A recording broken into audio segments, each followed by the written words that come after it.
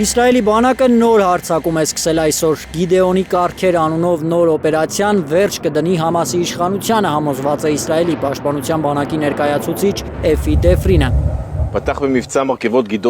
Այս գործողությամբ կհասնենք պատերազմի բոլոր նպատակներին, պատանների վերադարձին և Համասի իշխանության կազմաքանդմանը։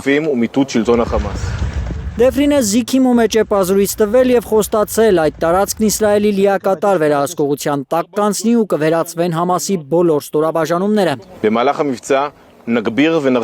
Մենք մտնում ենք գործողության նոր փուլ, գործողությունը իրականացվում է կառուցվածքային և աստիճանական պլանի համաձայն, արդեն 5 դիվիզիա ենք ներգրավել։ Իսրայելական բանակը հայտնել է, որ վերջին օրերի ընթացքում ավիահարվածներով 670 թիրախ է ոչնչացրել, ըստ այդ հաղորդագրության վերացվել են տասնյակ ահաբեկիչներ։ Իսրայելի վարչապետ Բենյամին Նեթանյահուն հայտարարել է, որ Իսրայելը վերահսկողություն կհաստատի Գազայի հատվածի ամբողջ տարածքում։ Մարտերը ինտենսիվ են և մենք առաջընթաց ենք գրանցում։ Մենք վերահսկողություն կհաստատենք Գազայի ամբողջ տարածքում։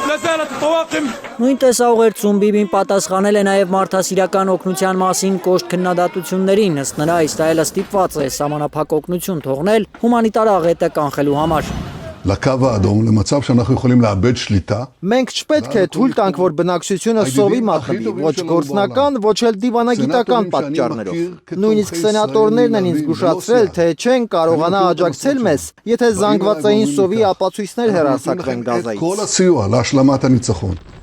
Բայց ըստ Նեթանյահուի նույնիսկ գործընկերների ճնշումները չեն խանգարում իր պատկերացրած բացարձակ հաղթանակին հասնելու համար։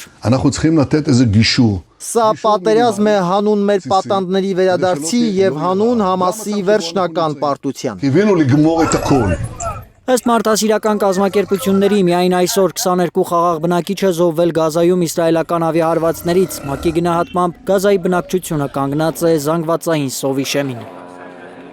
Ալբերտ Սերոբյան, Հայլուր։